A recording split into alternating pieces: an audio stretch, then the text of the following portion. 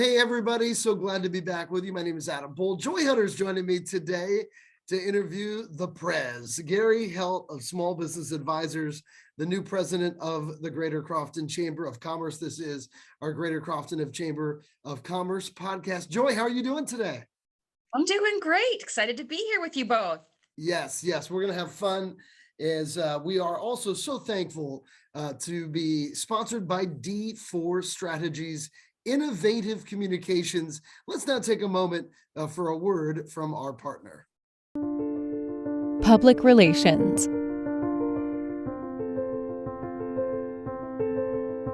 Communications.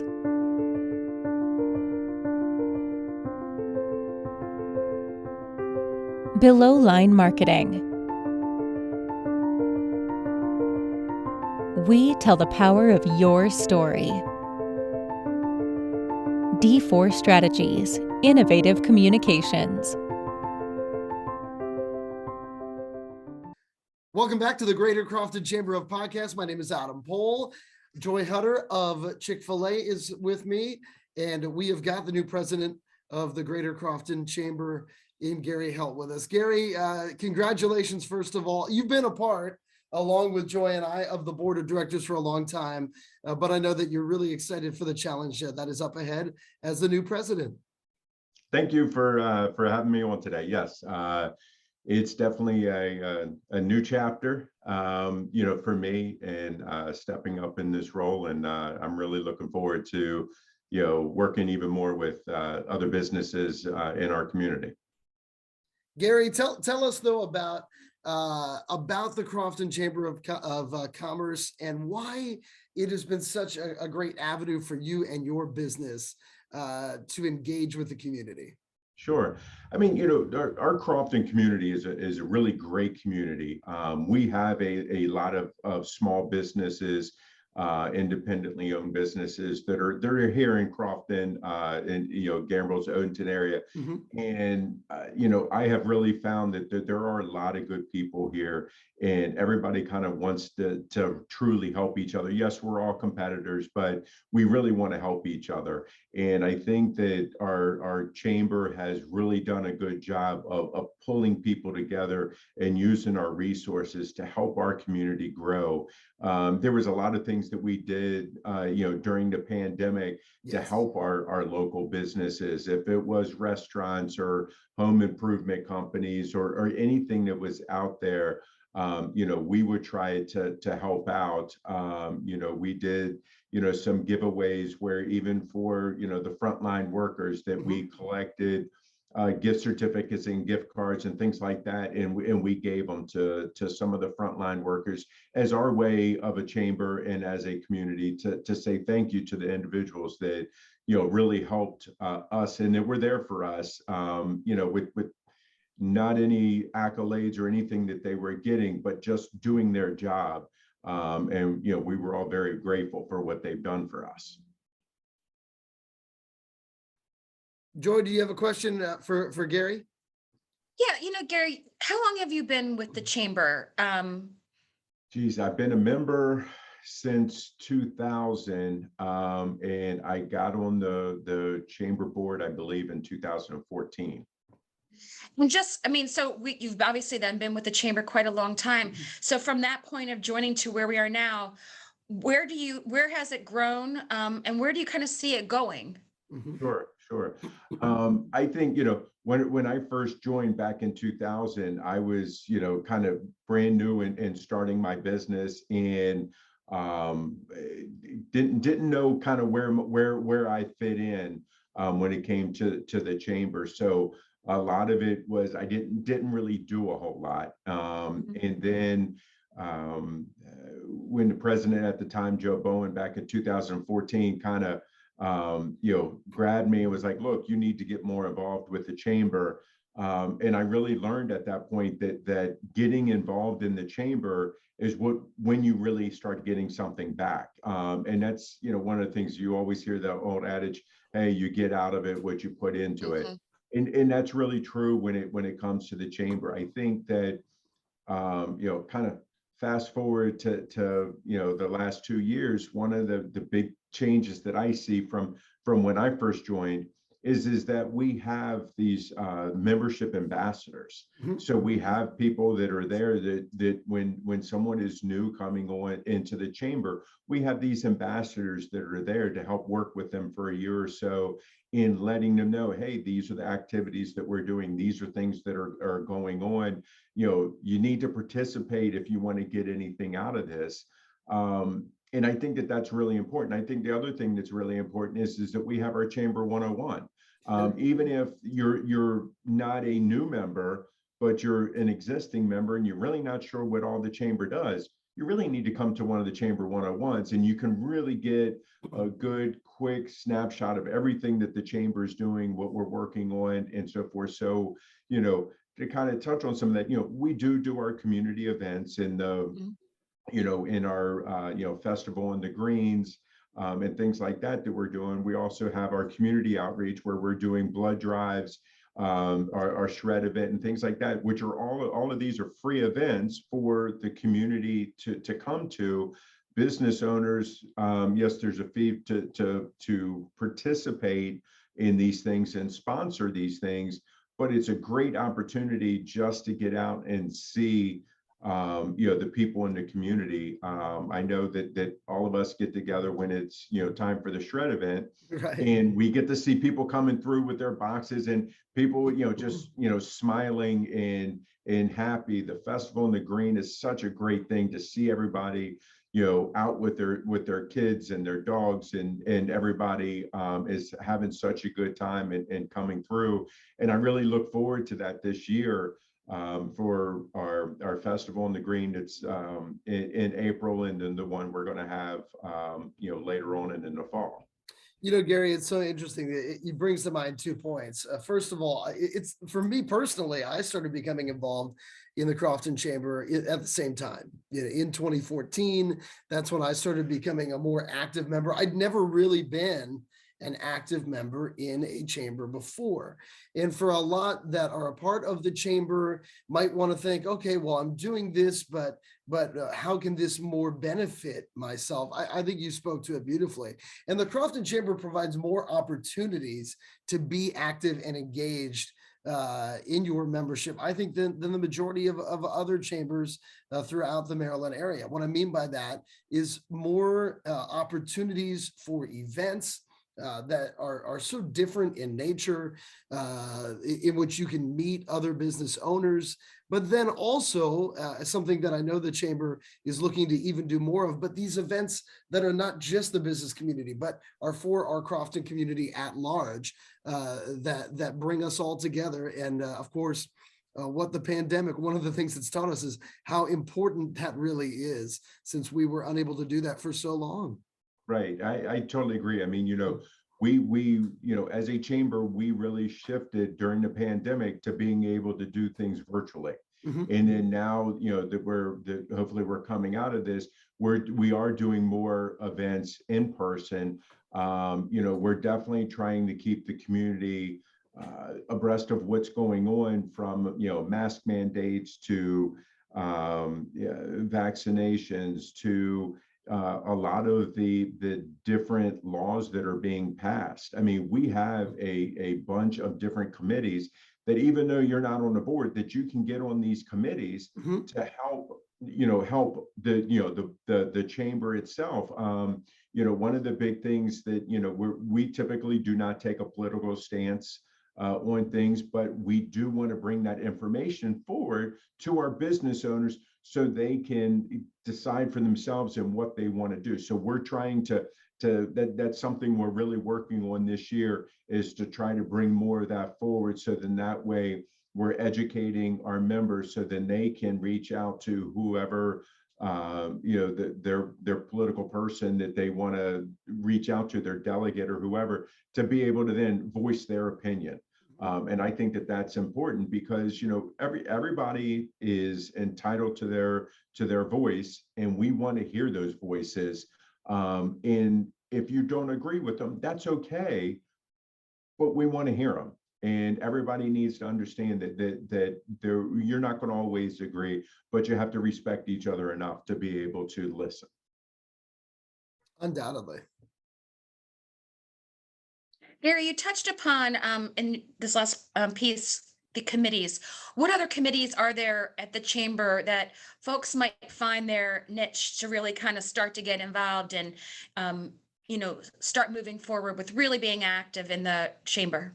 Sure. So, we have an education committee that we have. I heard the committee lead on that is wonderful. Yes, she is. Yes, she is. With that committee, we're in the process of trying to redefine that some, but our education committee works with our new Crofton High School, Crofton Middle School, and the 4 elementary schools. We're trying to support them from a different standpoints. One, Sure. trying to be able to bring not necessarily jobs, but internships for those kids in high school that need them. Some of them may be paid internships, some of them may not be. We deal with the sewer wards with the high school, with the elementary school. We do more along the lines of just community support and what is it that the schools need that we can do for them. We have a dictionary program that we usually do, that because of the pandemic, we haven't been able to do that. We can't wait to get back to that, where we give every 3rd grader in the 4 elementary schools plus the School of Incarnation, we give them a dictionary. And that's something that it's funny to this day when I see some of the high schoolers that I gave dictionaries to back when they were in 3rd grade, talk about, hey, I still got that dictionary that you guys gave me. It's still sitting on my desk. So it's kind of funny. I asked them when the last time they used it was, and that they kind of giggle a little bit. But yeah, that's one of the things. We have a committee for our festival in the green, because going up to that and the day of, we always need volunteer help with that. So even in this case, you don't even have to be an adult to volunteer. I know that lots of times the schools require kids to have so many volunteer hours. Well, this is a way someone can get volunteer hours is to help the day of that event.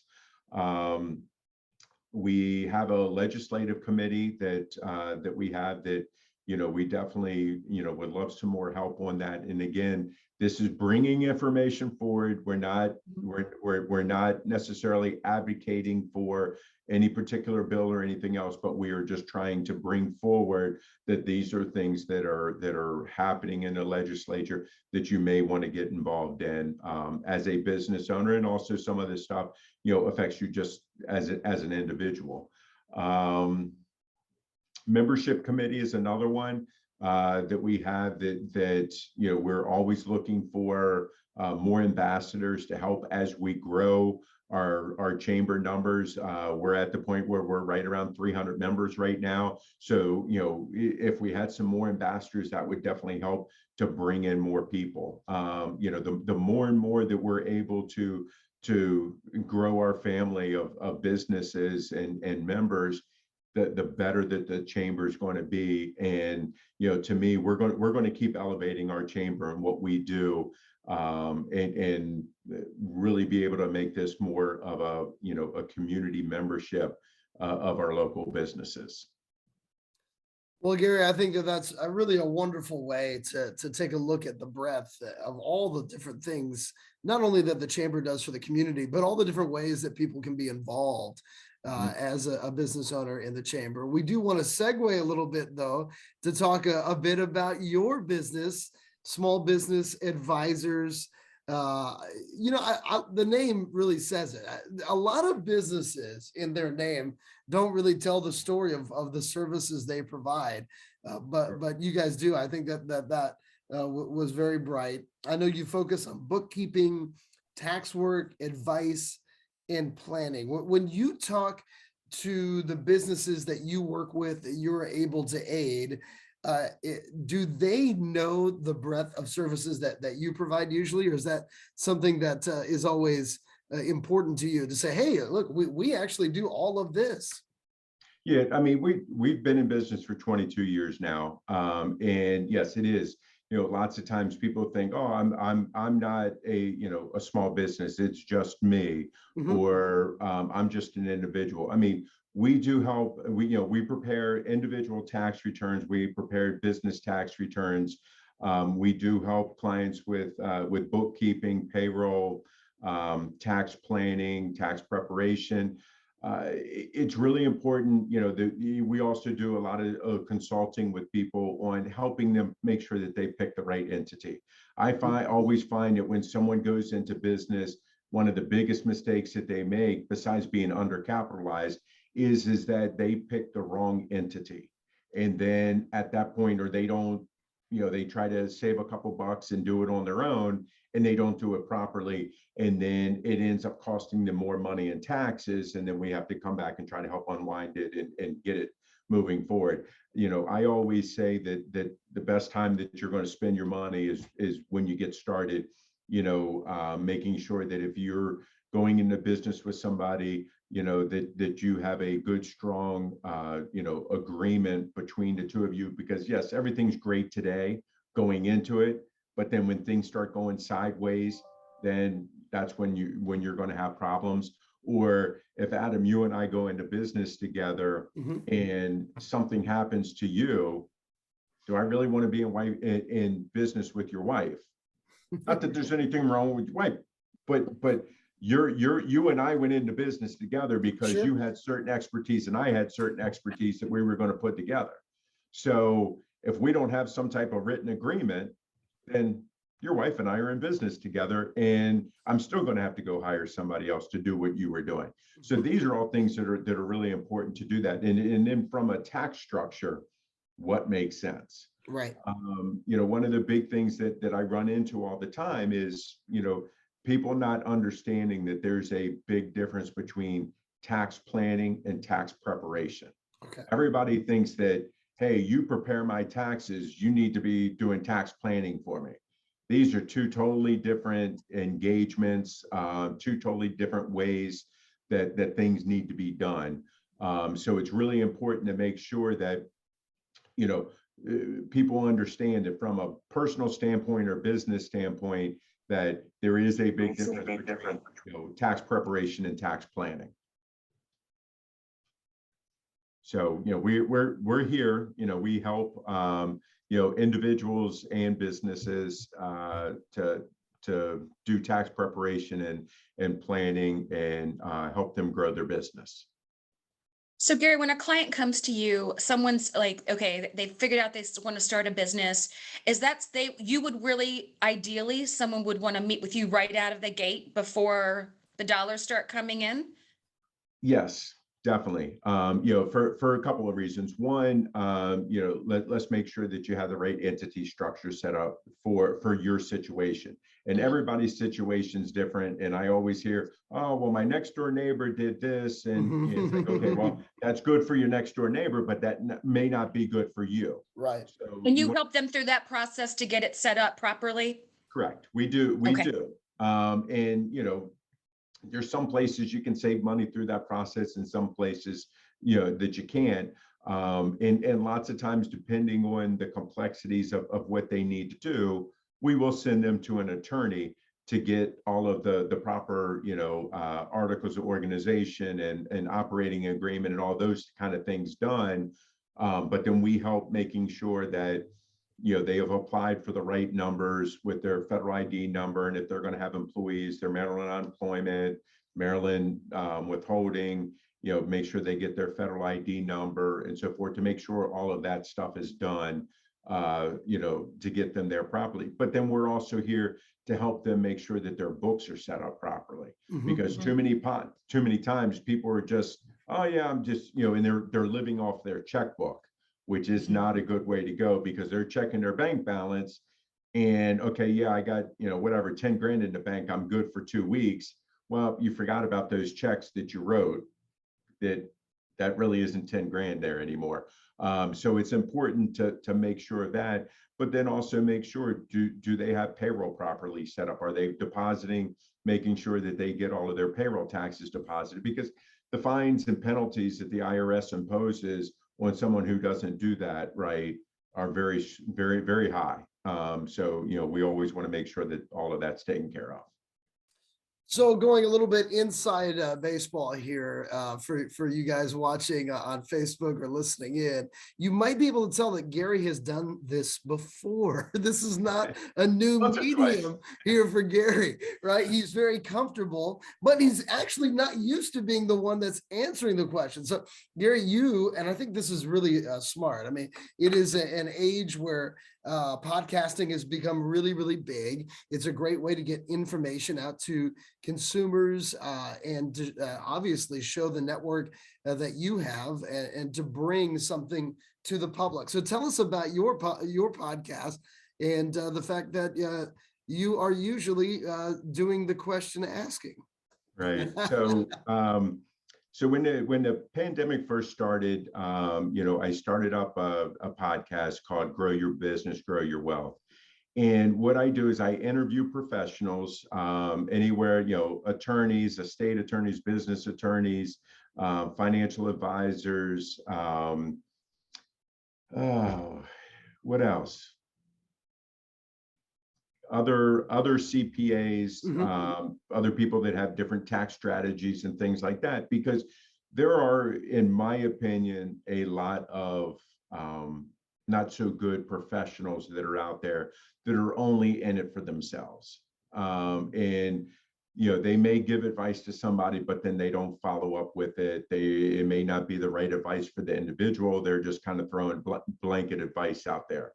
So I interview people and try to ask them some of the questions that the common person is afraid to ask, because so many times people are afraid to ask questions because they think that they're going to sound stupid asking those questions. And I'm a firm believer that there isn't a stupid question. You need to ask them, because if you're not educated, how are you going to be able to kind of move forward with things? So on the podcast, we interview people. We've had insurance agents on, kind of right after we've had some floods in our area, tornado, touchdown not far from here and things like that, to ask them some of the questions that people are wondering about.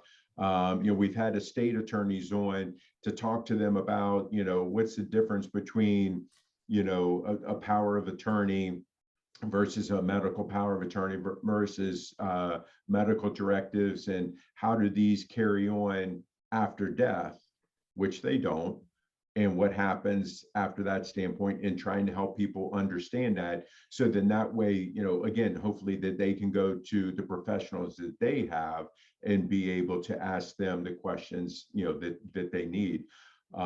We also talk about making sure that you have your professional team. I always look at it that I'm the quarterback. I'm, when I have a client, they have their estate attorney, they have their business attorney, they have their financial advisor. And so I try to help quarterback it to make sure that when you have a life change, that we're talking to everybody, because it's important that everybody knows, because if I know a piece and the estate attorney knows a piece, the business attorney knows a piece, and the financial advisor knows a piece, but we all don't know what each other knows, then a lot of mistakes can be made.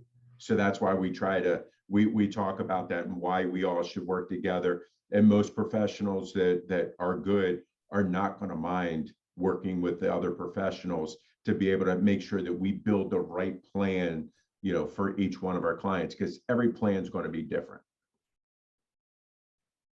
So I really, as you can tell, I'm kind of passionate about it. I love it. We love it.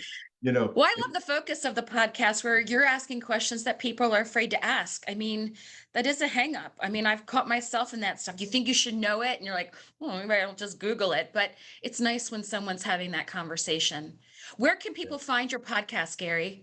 So I mean, YouTube, we're on TuneIn, Stitcher, YouTube, Google Play. I've seen a post to LinkedIn as well, so they can find you on LinkedIn, connect with you there. You can find me on LinkedIn or even on Facebook. Okay. So every Wednesday, we go live, and we always it's after that I posted on Facebook and LinkedIn of who my different guests are, and even afterwards, and I always ask whoever I'm interviewing, how can people get in touch with you to ask more questions, and all of them are very gracious in giving their time. And I've actually had a lot of people give me feedback that they've reached out to them, and they've been more than happy to talk to them, and answer a lot of their questions for them. So I've definitely been very lucky in the guests that we've had on the show so far.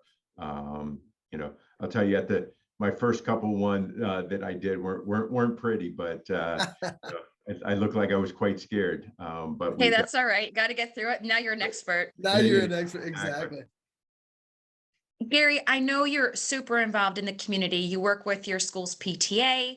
I know you give blood and platelets regularly. You champion that cause. I think it's wonderful.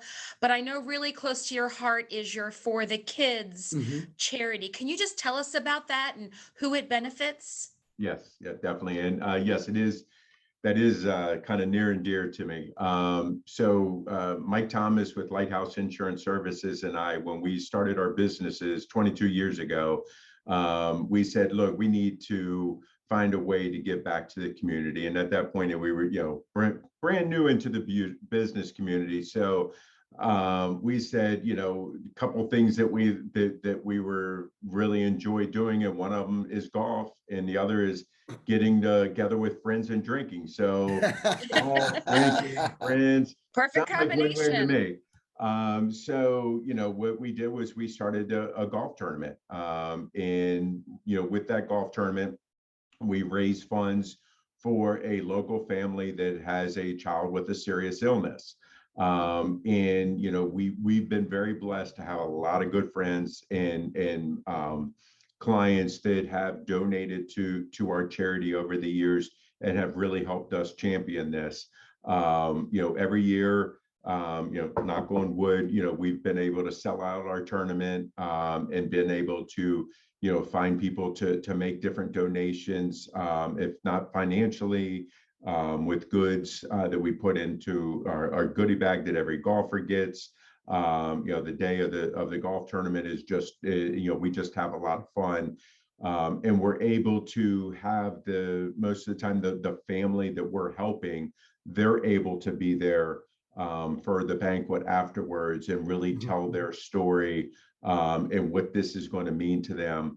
The thing I like about it most is that the past participant or the past beneficiaries that we've had have now come back and been able to be there. This past year, Ryan, who we did the tournament for 3 years ago, him and his mom and his aunt were on the 12th hole for us running one of our events. And it was so awesome to see Ryan there. And after everything that he's gone through, to be there and to have that smile on his face and to thank everybody for being there. This past year, during the pandemic, we had added a couple other things that we did. Sean Walker, his fraternity, they also had a golf tournament, and we were a beneficiary of that golf tournament. So that helped us be able to raise more money. Sean's with Scarborough Investments, and we've also been able to, Jerry Truman with Truman Charities helped us in putting together a happy hour with sponsors and gifts and things like that. And because of that, this past year, we were able to give $50,000 to one family, and to another family, we were able to give $15,000. That's incredible. This is absolutely life-changing for these families, because many times when we have these families that we're helping, one of the parents is no longer able to work because the 100% of their time needs to be for the care of the sick child. Lots of times, these families are the child needs to be, within minutes of Johns Hopkins, because that's where a lot of them are being treated. So not only do they have, you know, their payment on their house or the rent of their house, and other siblings that they're taking care of, they also have, you know, the rent that they're paying for a place near Johns Hopkins. And everybody, you know, lots of times thinks that, oh, well, you know, there's different charities out there that help. There's not a lot that are like this. One of the things that we do is that, you know, For the Kids has no administrative expenses. Small business advisors and Lighthouse Insurance Services, we pick 100% of that up. And being able to help these families is really important to us. It's awesome. It is life changing. It's really incredible. I know Chick-fil-A, we love being part of it every year. But Gary, what's a great, like what time of year, if people want to help, other businesses want to support this cause, whether playing or sponsoring or some, like you mentioned a couple, the happy hours, when should they start to contact you? So contact me anytime. You know, we actually, the golf tournament is the first Monday in August, and we've kind of have been able to stick to that pretty much every year. We have it at Crofton Country Club. Basically, right at the end of tax season, that's when we send out our kind of our email blast to everybody saying, hey, you know, we're doing the tournament again, and you know, we already have everything booked for the first Monday in August this year. So we're ready to go with that. You know, you can either, you know, you can call the office at 410-721-6000. You can either ask for myself or Mike Thomas, and you know, we're more than happy to talk to you.